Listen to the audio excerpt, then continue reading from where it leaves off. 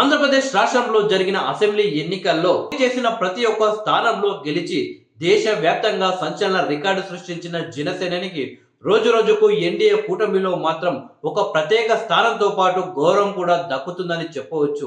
ఆ తర్వాత మహారాష్ట్రలో జరిగిన అసెంబ్లీ ఎన్నికల్లో పవన్ కళ్యాణ్ గారికి బీజేపీ కొన్ని బాధ్యతలు అప్పగించడం జరిగింది. దీంతో పవన్ కళ్యాణ్ గారు ప్రచారం చేసిన ప్రతి ఒక్క సీట్లో కూడా బీజేపీ విజయం సాధించడం జరిగింది. దీంతో ఒక్కసారిగా దేశం మొత్తం పవన్ కళ్యాణ్ వైపు చూడడం జరిగింది. అంతేకాకుండా ఎక్కువగా నెటిజన్లు వెతికిన వ్యక్తిగా కూడా పవన్ కళ్యాణ్ రికార్డు సృష్టించడం, దేశం మొత్తం పవన్ కళ్యాణ్ గురించి మాట్లాడుకోవడం, ఇలా మొత్తానికి 2024 సంవత్సరం మాత్రం పవన్ కళ్యాణ్ సంవత్సరంగా మారిపోయిందనే చెప్పవచ్చు.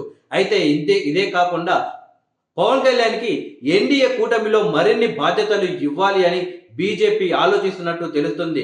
దేశంలో ఎక్కడ ఎన్నికలు జరిగినా కానీ ఎన్డీఏ కూటమి తరపున పవన్ కళ్యాణ్ ని ప్రచారానికి దింపాలి అని ఎన్డీఏ కూటమి ఆలోచిస్తున్నట్టు తెలుస్తుంది.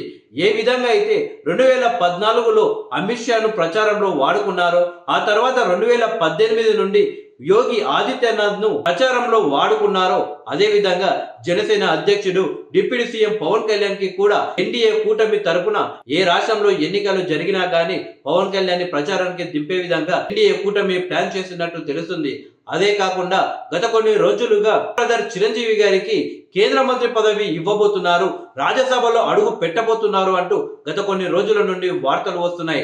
తాజాగా మెగాస్టార్ చిరంజీవి గారు నరేంద్ర మోడీ గారిని కలిసిన సందర్భంలో కూడా పక్కన బీజేపీకి సంబంధించిన ఎంతో మంది కీలక నాయకులు ఉన్నప్పటికీ మెగాస్టార్ చిరంజీవి గారికి ప్రధాని నరేంద్ర మోడీ గారు ప్రత్యేక గౌరవం ఇవ్వడం జరిగింది. అంతేకాకుండా కూటమి విజయం సాధించిన తర్వాత ప్రమాణ స్వీకారంలో కూడా మెగాస్టార్ చిరంజీవి గారికి కూటమి తరపున ప్రత్యేక గౌరవం కూడా ఇవ్వడం జరిగింది. అయితే తాజాగా వైఎస్ఆర్సీపీకి సంబంధించిన విజయసాయిరెడ్డి రాజీనామా చేయడం, రాజకీయాలతో పాటు ఆయన రాజ్యసభకు కూడా గుడ్ బై చెప్పడంతో ఇప్పుడు ఏపీ నుండి ఒక రాజ్యసభ స్థానం అయితే ఖాళీగా ఉంది. అది మెగాస్టార్ చిరంజీవితో భర్తీ చేయించి బీజేపీలో చేరే విధంగా బీజేపీ ప్లాన్ చేస్తున్నట్లయితే వార్తలు వస్తున్నాయి.